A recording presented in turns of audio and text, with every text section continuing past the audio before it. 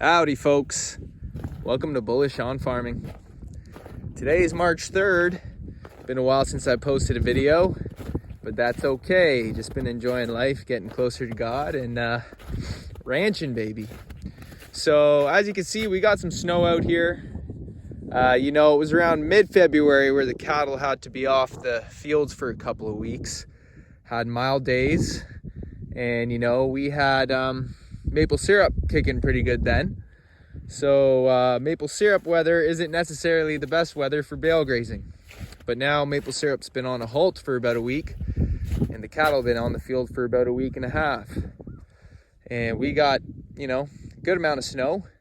And with those really cold evenings that we've had, and cold mornings, really started solidifying layers of ice, which has given us some forgiveness as the days get a little milder.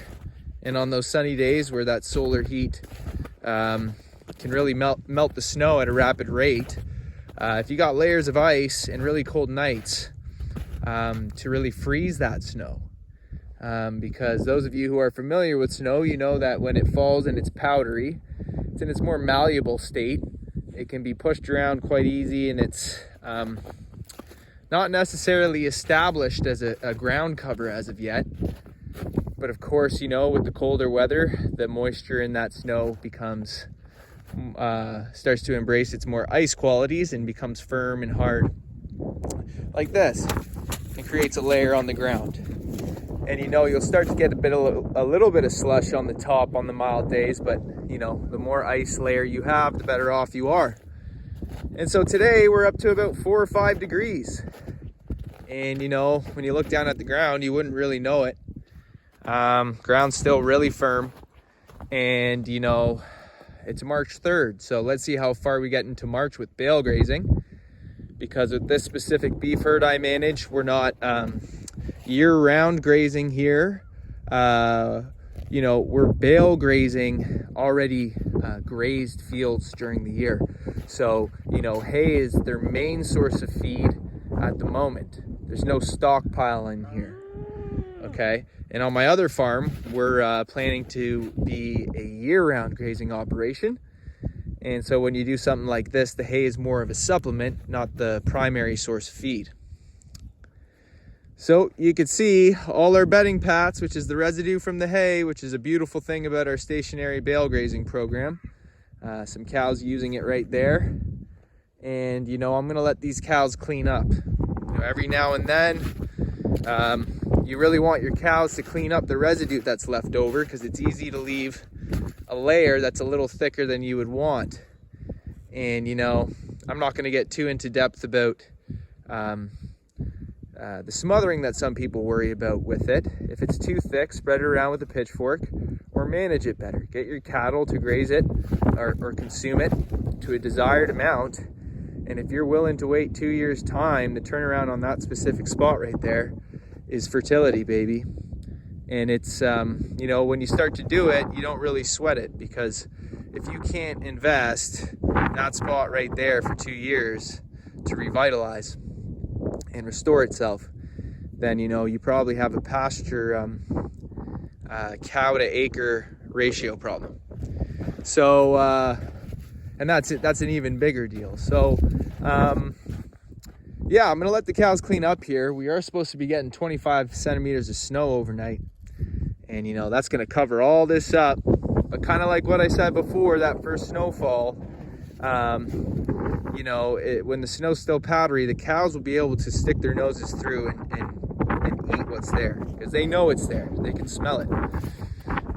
They evolved for years relying on their scent to draw them towards water and feed. So you don't have to worry about a little bit of snow keeping the cows away from eating. Okay, ice layers, that's a different story. And that's why, supplementing hay is important when you get into the thick of it. But that really only happens in January or February, at least where we are in Southern Ontario. And so you could pretty much graze 10 months out of the year, no problem, as long as those fields are stockpiled and rested properly. And yeah, but you do what works for you, right? You can't change your operation overnight, and this is a beef herd I manage for some great folks.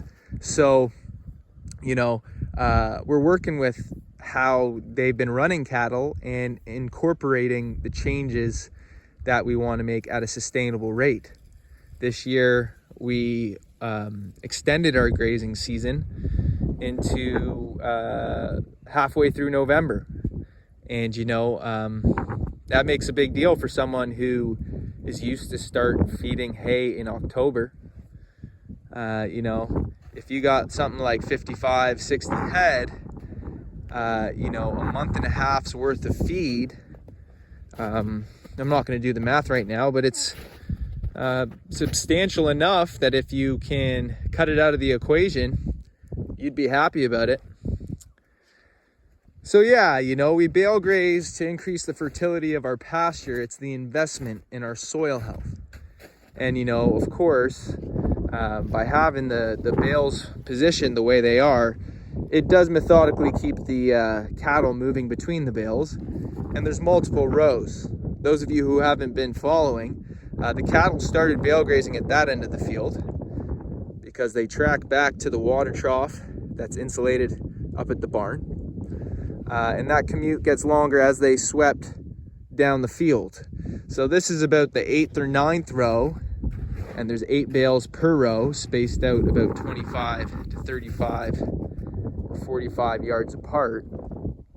And, you know, it could be a little less in some areas. When I put these bales out, I actually didn't measure it perfectly. I just plopped them wherever I eyeballed it pretty much. And that's fine, because I don't want to be putting, you know, bales down on the same spots that I had in the previous year. And when I put the bales out, there was snow, so I couldn't see the ground. So if I eyeballed it, I figured the odds of me actually putting it on a bale where I placed last year were very small. And that proved to be the case when the snow thawed away early enough for me to take a look in the field and where the previous pats were. But I'll be honest, it was tough to find most of them, because by this point in the year, you know, granted this field was grazed and rained on, and then, you know, when the grass turns brown, it's harder to see the distinguishments between different areas of the field. But I didn't see any, you know, overwhelming amount of carbon that this would look like right here at the moment. So, you know, we're March 3rd right now. April, May, by June, when you see this spot, you will see some hay residue still. That'll happen, and there'll be a little bit of smothering. But, you know, I said before, you can spread it with a pitchfork, blah, blah, blah. I don't have to repeat that.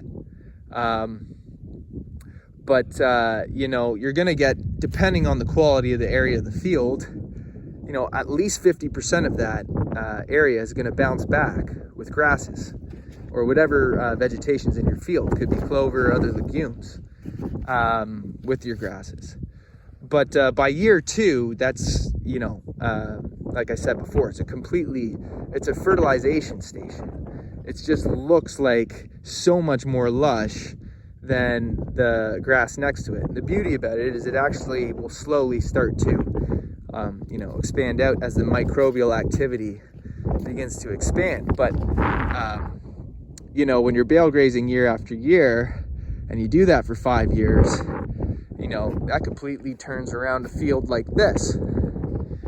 And I mean this size, right? And this is about a 5, 6, I don't know, maybe 7 acre field.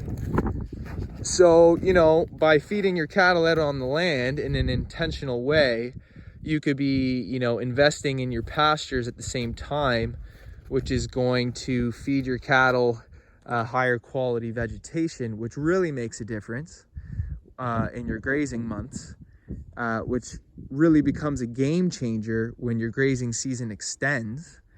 And then imagine becoming, you know, a year-round grazing operation where your ruminant animals are consuming vegetation that are rooted in the soil, and thus is the most nutritionally dense way for them to consume food, which makes sense because that's how nature designed it.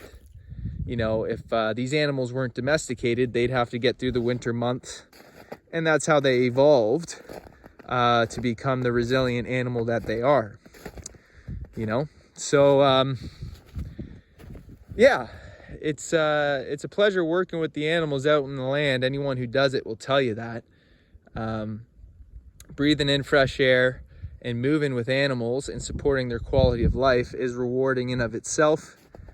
And, you know, as a special byproduct of that, the consequence of that, you're able to offer nutritionally dense meat the way nature designed it. And, you know, if you want to talk about healthy, it's not just for what's going in your belly or your body.